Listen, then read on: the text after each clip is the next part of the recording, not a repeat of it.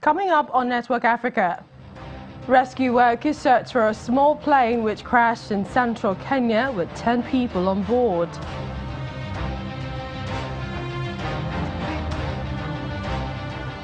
Ugandans protest in Kampala against women being kidnapped, sexually abused and killed.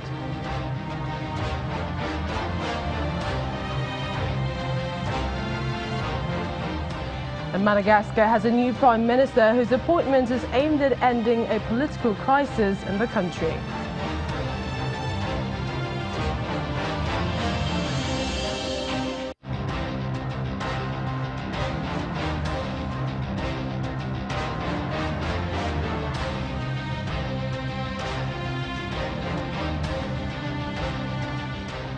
Hello and welcome to the program. I'm Millicent Walker.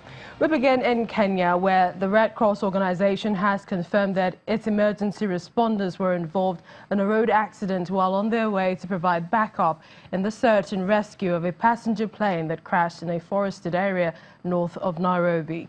In a statement released by the Red Cross Secretary General, the injured were evacuated to hospital by a second ambulance that was part of the rescue convoy. The vehicle was involved in a head-on collision with a lorry on their way to join the search after the plane disappeared from the radar Tuesday evening. 8 passengers and 2 co-pilots were on board. The search for the FlySax-owned plane was focused around the areas of central Kenya after a mobile phone signal suggests that plane crashed in the area. Well, the Kenya Civil Aviation Authority says the plane had been flying from Kitale town in the west to the capital Nairobi when it disappeared.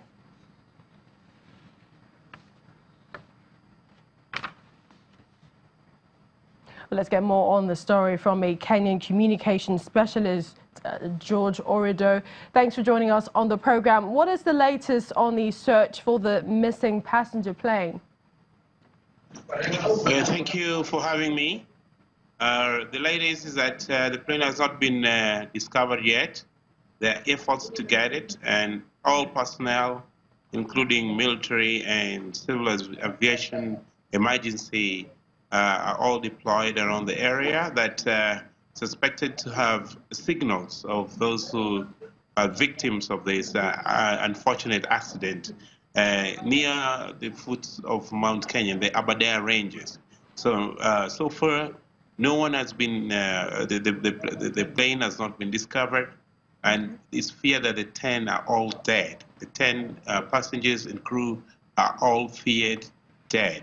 And it's true that the weather is also very murky, and it's making recovery efforts very, very difficult. George, as well, what are authorities saying as to the cause of the crash?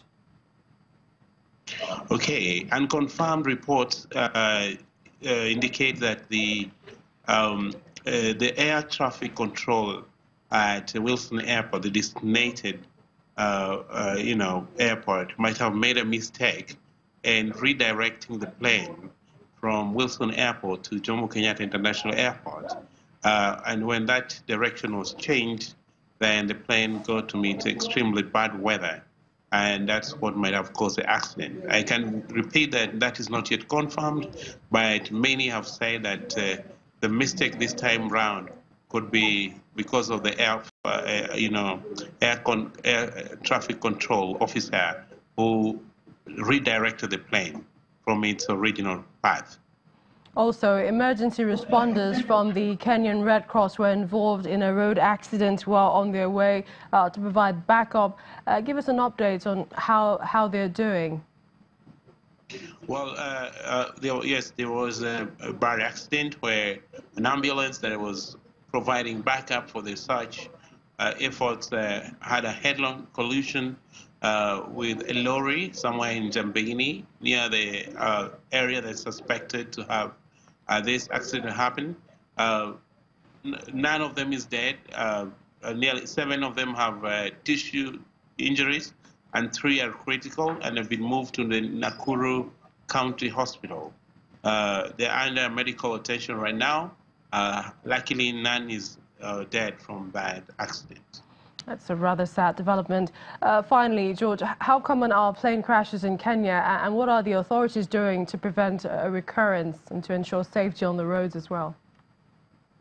Well, not very common. Like last year, we hardly had any accident here, but early in the year, we had an accident of an aircraft belonging to the police that killed about 6.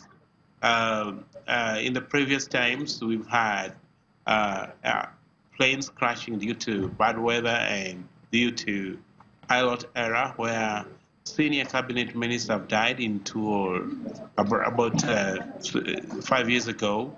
A whole cabinet minister for interior and his assistant died on a chopper crash. And we have this accident that happened, but not as common. So many efforts have been made in the past to correct, whether it's a pilot error, whether it's a plane problem, so that they've been limited to a great extent. So it's more the exception than the rule to have planes crashing in Kenya. All right. Well, thank you so much, Mr. George Orido, a Kenyan communications specialist, for talking to us on the program. Thank you so much for having me. The Rwanda government is demanding a public hearing before a journalist described by a prosecutor as the mastermind of the 1994 genocide is considered for early release. The said mastermind, who is also the editor of an extremist magazine called Kangura, Hassan Ngezi, was originally jailed for life by a judge in 2003 for allegedly poisoning the minds of his readers. 4 years later, the sentence was reduced to 35 years, but is now considered for early release by U.S. Judge Theodore Meron, who oversees the relevant court.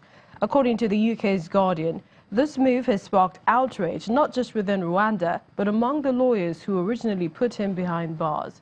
One of the prosecutors in the original case, Simone Manusebin, has written to the judge arguing the words used in his publication were more potent and dangerous than any bullets or machetes. Rwanda's National Commission for the Fight Against Genocide has also issued a damning response to the possibility of Ngezi's early release. About 20 women, joined by a few men, have been protesting the kidnapping, killing and sexual assault of women outside the police headquarters in Uganda's capital, Kampala. In a petition, the protesters say that more than 30 women have been killed in the past year and police should act decisively to solve them. Meanwhile, a court in the country's capital has convicted a 23-year-old woman for staging her own kidnapping to test her husband's love for her. Local media reports that Amina Mirembe has been ordered to pay a fine of $80 or serve a prison sentence of 1 year. The prosecution called for a deterrent sentence, saying that staged kidnappings were on the rise in Uganda. On Monday, a court sentenced 32-year-old Rebecca Rabibwa to 6 months in jail after she pleaded guilty to a similar charge. Well, for more on that story, here's human rights lawyer Ahmed Adetola Kazim. He joins us in the studio. Good to see you. Thank you very much, Vincent. Now, it's rather interesting looking at this story. Uganda, women there petitioning the country's police force to protest the ineffectiveness of their response to the kidnapping and also sexual abuse of women in the country. How should police respond? It's expected that they respond effectively and efficiently and on time too. But unfortunately, from the reports we have read, they hardly ever respond. And anytime they decide to respond, at least from my little research, that they ask for money for fuel to fuel their car. And they just like we have it in some cases in our country. That is rather unfortunate. So I think that their response should be more particularly, and it's not just about women. It's just that women has brought this to the spotlight in the present. Men are equally kidnapped. It's not as if it is a gang up against women as the report would seem to paint. So I think the police has more duty to. We also hear that 6 members of the protest group were arrested for demonstrating outside the police headquarters. We don't know exactly what the laws say there, but what does it say about security agencies and perhaps respect for the right to peaceful assembly? Yes, I think there's a right for peaceful assembly anywhere, since the UN codes and the likes allows it. So if it is not a violent protest, then they should be no reason why they should, particularly when they are failing in their duties, to act on time and promptly too. So I think it is not justifiable to arrest them, except there is an urgent need to do so and there is a need to do so. But in this case, we've not had any of such. Ironically, state kidnappings appear to be on the rise there as well. We hear about Amina Mirembe. She staged, according to the court, her own kidnapping to test her husband's love for her, among several other cases. But we also hear that a police deputy spokesman says that out of 42 cases of kidnap, 20 were self-kidnapped. What's responsible for this? There could be sometimes there are psychological issues, and sometimes some people just want this pity. They want people to pity them. And some people do it for business. And that is like the most common cases. When you kidnap yourself, you plan with somebody else to pay the ransom and to get the authorities to pay ransom, and you share afterwards. I think it's rather unfortunate. But that is not to absolve the police of their responsibility.